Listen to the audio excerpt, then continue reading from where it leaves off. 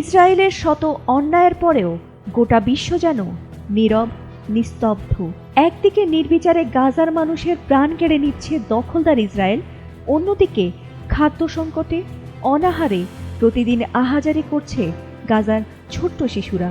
এসব দেখে সবাই নীরব থাকলেও ইসরায়েলকে এবার কঠোর হুঁশিয়ারি দিল ইয়েমেন। তারা জানিয়েছে যতদিন ইসরায়েলের আগ্রাসন বন্ধ না হবে, ইয়েমেন ইসরায়েলের বিরুদ্ধে হামলা আরও জোরদার করবে। শুধু তাই নয়, যদি ইসরায়েল তাদের অবস্থান থেকে সরে না আসে, তবে তাদের বিরুদ্ধে এবার সরাসরি যুদ্ধ করার ঘোষণা দিতেও প্রস্তুত রয়েছে ইয়েমেনের হুথিরা। তবে কি এবার ইসরায়েলের সঙ্গে সরাসরি যুদ্ধে জড়াচ্ছে ইয়েমেন? হুথিদের এমন ভয়ঙ্কর ঘোষণায় যেন কেঁপে উঠেছে গোটা মধ্যপ্রাচ্য। মেহের নিউজের এক প্রতিবেদনে এ তথ্য জানা গেছে।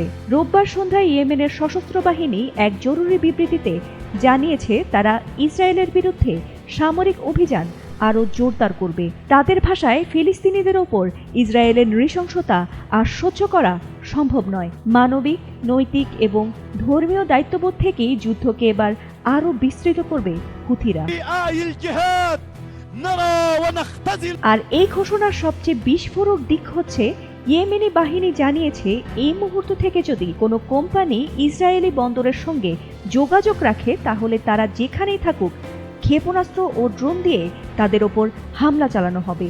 বিশ্লেষকরা বলছেন, হুথি বাহিনী রেড সি ও বাণিজ্য পথে যে আধিপত্য তৈরি করেছে তা মোটেই কোনো সামান্য বিষয় নয়। আর এই ঘোষণা যদি কার্যকর হয়, তাহলে বিশ্বের অন্তত 20% বাণিজ্য পথ সরাসরি ঝুঁকির মধ্যে পড়বে।